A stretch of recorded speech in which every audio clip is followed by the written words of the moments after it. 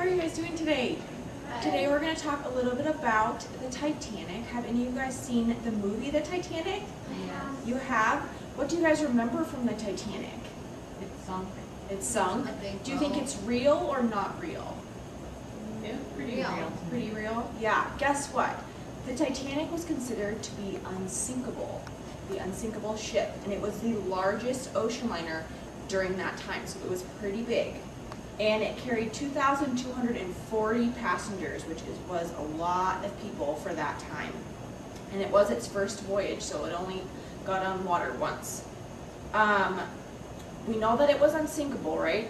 And we also know that it was very luxurious, so it was very special.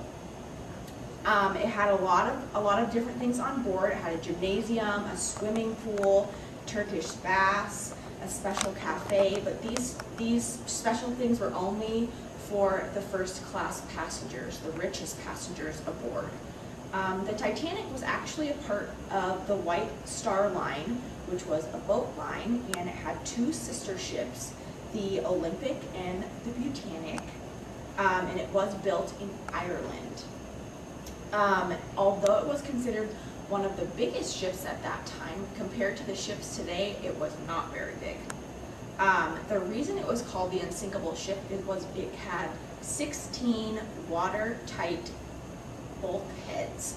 Bulkheads are compartments on the bottom of the ship that when something happens to the bottom of the ship, like an iceberg, they close up and they seal the water on the bottom level so the boat will not sink.